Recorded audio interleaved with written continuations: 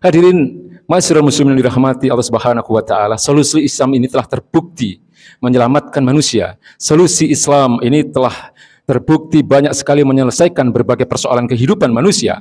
Maka tidak heran ketika Presiden Republik Indonesia beberapa waktu yang lalu menyatakan kekagumannya terhadap apa yang beliau sebut dengan Imperium Utsmani. Imperium Utsmani ini adalah bahasa yang sering digunakan oleh orang-orang barat. Dalam bahasa kita ini adalah Khilafah Utsmani. Sistem pemerintahan yang diwariskan oleh baginda Nabi dan para sahabat. Tapi tentu tidak cukup hanya dengan kekaguman saja. Tidak cukup hanya dengan mengambil nilai-nilai moralnya saja.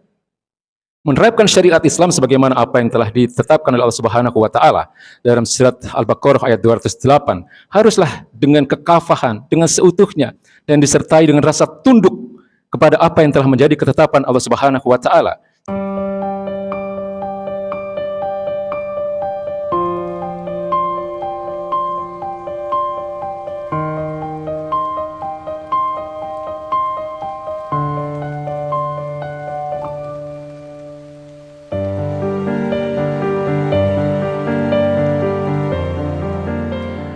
Hadirin masyarakat muslimin yang dirahmati Allah Subhanahu wa taala.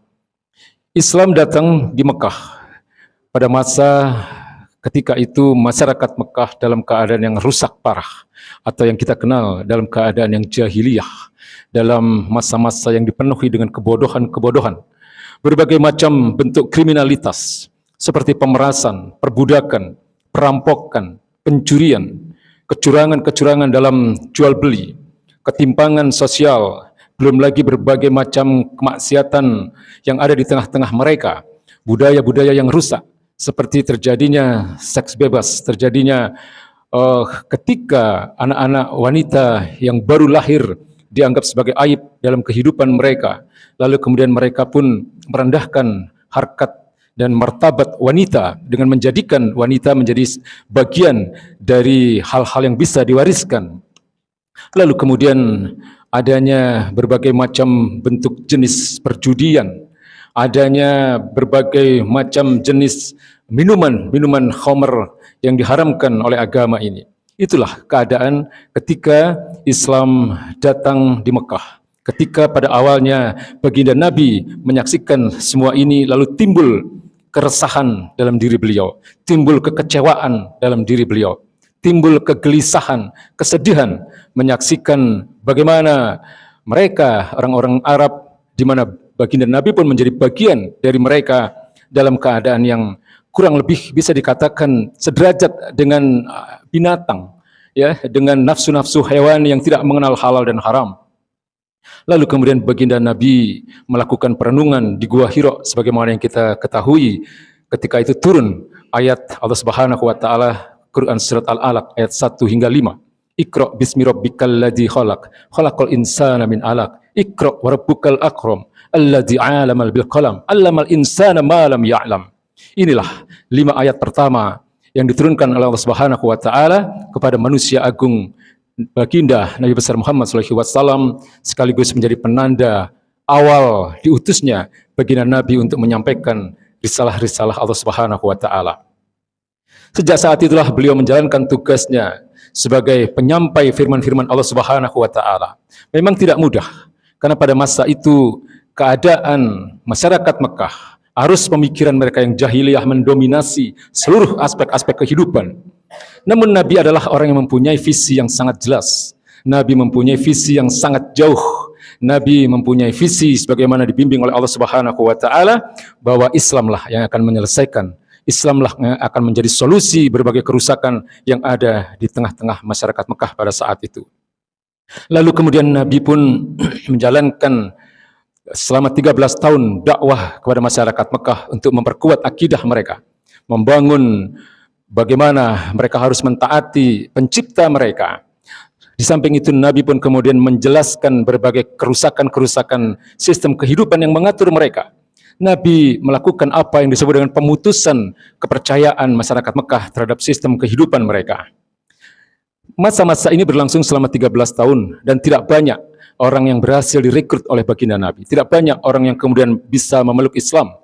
Dalam masa sekitar 13 tahun itu, kurang lebih tidak lebih dari 100 orang yang telah masuk Islam, dan dimulai dari orang-orang yang terdekat yaitu pertama tentu adalah kita tahu ibunda yang mulia Khadijah radhiyallahu anha, lalu kemudian keponakan beliau Ali bin Abi Thalib, lalu kemudian sahabat dekat beliau yaitu Abu Bakar As-Siddiq radhiyallahu anhu. Lalu kemudian pada tahun 622 Masehi beliau hijrah ke Madinah. Ya, setelah masyarakat Madinah pada masa itu berbaiat kepada beliau dan menyaksikan kepada seluruh masyarakat Madinah pada saat itu bahwa Nabi adalah pemimpin mereka. Mereka berbaiat untuk melakukan sumpah setia dan taat sepenuhnya kepada baginda Nabi Muhammad SAW. Dan disinilah kemudian Nabi membangun masyarakat Islam. Nabi membangun apa yang disebut dengan daulah Islamiyah yang pertama. Disinilah kemudian perbedaan dakwah. Ketika baginda masih sendiri, ketika baginda Nabi masih menjadi orang yang tidak mempunyai kekuatan, tidak mempunyai kekuasaan. Ketika beliau berada di Madinah, dakwah itu begitu luar biasa masifnya. Sehingga apa yang terjadi kemudian tidak lama, masyarakat Madinah yang pada awalnya ketika dipimpin oleh Nabi, umat muslim hanya sekitar 30%. 70% adalah para pemeluk agama pagan, penyembah-penyembah berhala. Kemudian kaum Yahudi, bahkan di antara mereka banyak yang masih ateis, tidak memiliki sesembahan, tidak mempunyai Tuhan. Dan dalam waktu yang tidak terlalu lama, hampir 100% penduduk Madinah masuk Islam. Berbondong-bondong mereka memasuki Islam ketika melihat keagungan sistem Islam yang diterapkan oleh baginda Nabi besar Muhammad SAW. 8 tahun kemudian setelah beliau hijrah dari Mekah ke Madinah, beliau melakukan apa yang disebut dengan Fathu Mekah, pembebasan kota Mekah. Beliau sangat mencintai Mekah. Oleh sebab itu visi beliau yang luar biasa adalah beliau ingin menyelamatkan masyarakat Mekah dengan menjadikan masyarakat Mekah diatur oleh sistem Islam dan menghapuskan sistem jahiliyah yang selama itu menjadi sistem kehidupan mereka. Hadirin ma'asyiral muslimin yang dirahmati Allah Subhanahu wa taala. Dan tidak lama kemudian 3 tahun setelah peristiwa Fathu Mekah ini, beliau memberikan wasiat kepada umatnya. Beliau memberikan wasiat yang beliau sampaikan dalam khutbah wada. Dalam khutbah ini beliau memberikan wasiat yang fenomenal yang hari ini tentu tidak akan pernah kita lupakan. Beliau katakan, taraktu fikum amraini lan tadillu abadan in tamassaktum bihima, kitaballah wa sunnata rasulih. Beliau katakan, aku tinggalkan bagi kalian 2 perkara, di mana jika kalian berpegang teguh kepada 2 perkara ini, maka kalian tidak akan tersesat selama-lamanya. Kedua perkara itu adalah Al-Quranul Karim dan sunnah-sunnah Rasulnya. Inilah yang menjadi wasiat dari baginda Nabi yang patut untuk menjadi renungan bagi kita semua. Bahwa tidak akan kita tersesat dalam kehidupan dunia maupun akhirat ini selama kita berpegang kepada Al-Quran dan As-Sunnah. Lalu apa hubungannya dengan kehidupan kita hari ini? Kejahiliahannya sama saja. Kejahiliahan yang hari ini terjadi hanya berbeda bentuk teknologinya saja. Berbagai macam bentuk kemaksiatan, berbagai macam bentuk kriminalitas, berbagai macam bentuk penghinaan terhadap fitrah-fitrah manusia hari ini terjadi di tengah-tengah umat manusia. Teknologinya saja yang berbeda, bahkan ada model-model jahiliyah modern ini yang melebihi jahiliyahnya umat Nabi Muhammad SAW pada masa lalu. Dan oleh sebab itu maka solusinya pun sebenarnya sama juga. Imam Malik bin Anas, salah satu imam mazhab terbesar yang sampai hari ini banyak dianut oleh kaum muslimin di berbagai negara, beliau mengatakan, lan yusliha akhir hadhil ummah. Tidak akan bisa diperbaiki umat akhir zaman, tidak akan bisa diperbaiki umat yang akan hadir kemudian, illa ma'aslaha awalahu, kecuali dengan melakukan apa yang telah dilakukan kepada umat-umat pertama ketika masa-masa jahiliyah itu masih terjadi. Artinya apa? Yang bisa memperbaiki kehidupan kita hari ini, yang akan bisa menyelesaikan berbagai persoalan dan problematika hari ini di tengah-tengah umat manusia, hanya Al-Quran dan As-Sunnah. Itulah yang akan menjadi solusi terbaik di antara solusi-solusi lainnya. Tidak ada solusi yang akan bisa mengembalikan fitrah manusia kecuali Al-Quran dan As-Sunnah itu sendiri. Sebagaimana wasiat Nabi ketika khutbah wada' beliau. Allah Subhanahu wa taala berfirman dalam surat An-Nahl ayat 89. Beliau katakan, wa nazzalna 'alaikal kitaba tibyanan likulli syai'in, dan telah aku turunkan kepadamu ya Muhammad kitab ini, Al-Qur'anul Karim, sebagai tibyanan, sebagai penjelas, sebagai solusi likulli syai'in, atas seluruh persoalan kehidupan. Tapi sayangnya banyak orang menyampaikan ayat ini Dan ketika kemudian mereka sampai kepada ayat-ayat yang terkait tentang hukum misalnya, mereka menolak. Ketika mereka sampai kepada ayat-ayat yang terkait dengan persoalan ekonomi, mereka menolak. Ketika mereka sampai kepada ayat-ayat yang terkait dengan sistem politik dan pemerintahan, mereka menolak. Ketika sampai kepada ayat-ayat yang terkait dengan sistem pergaulan, mereka menolak. Mereka katakan bahwa sistem pergaulan ataupun hal-hal yang terkait dengan syariat Islam ini tidaklah sesuai dengan zaman hari ini. Banyak yang tidak sesuai dengan perkembangan teknologi dan seterusnya. Padahal apa yang dihalalkan dan diharamkan oleh Allah Subhanahu wa taala tidak pernah berubah. Tidak pernah berubah. Yang berbeda hanya pada persoalan teknologi saja. Tapi yang halal dan yang haram yang telah ditetapkan oleh Allah Subhanahu wa taala dan Rasulnya tidak akan pernah berubah. Oleh sebab itu ada yang disebut dengan ijtihad.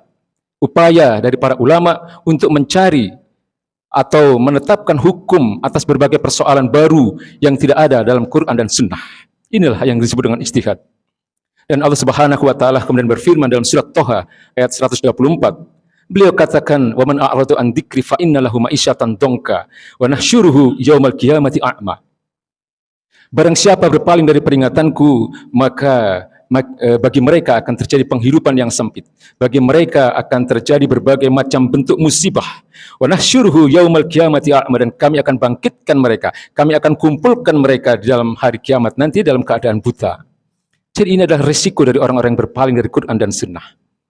Hadirin ma'asyiral muslimin yang dirahmati Allah Subhanahu wa taala, solusi Islam ini telah terbukti menyelamatkan manusia. Solusi Islam ini telah terbukti banyak sekali menyelesaikan berbagai persoalan kehidupan manusia. Maka tidak heran ketika Presiden Republik Indonesia beberapa waktu yang lalu menyatakan kekagumannya terhadap apa yang beliau sebut dengan Imperium Utsmani. Imperium Utsmani ini adalah bahasa yang sering digunakan oleh orang-orang barat. Dalam bahasa kita ini adalah Khilafah Utsmani. Sistem pemerintahan yang diwariskan oleh baginda Nabi dan para sahabat. Tapi tentu tidak cukup hanya dengan kekaguman saja. Tidak cukup hanya dengan mengambil nilai-nilai moralnya saja. Menerapkan syariat Islam sebagaimana apa yang telah ditetapkan oleh Allah Subhanahu wa taala dalam surat Al-Baqarah ayat 208 haruslah dengan kekafahan, dengan seutuhnya dan disertai dengan rasa tunduk kepada apa yang telah menjadi ketetapan Allah Subhanahu wa taala sebagaimana perintahnya, innama qaulal mu'minina idza du'u ila Allahi wa rasulihi liyahkuma bainahum ayyaqulu sami'na wa ata'na wa ulaika humul muflihun. Hanya orang-orang beriman yang ketika kepada mereka diseru untuk kembali kepada Allah dan Rasulnya, ketika kepada mereka diseru untuk kembali mengatur kehidupan mereka dengan Al-Quran dan As-Sunnah, kemudian mereka mengatakan sami'na wa ata'na, kami mendengar dan kami taat. Dan mereka adalah orang-orang yang beruntung. Barakallahu li wa lakum fil Qur'anil azim wa nafa'ani wa iyyakum bima fihi minal ayati waz zikril hakim. Innahu ta'ala jawadun karim, raufur rahim fastaghfiruhu innahu huwal ghafurur rahim.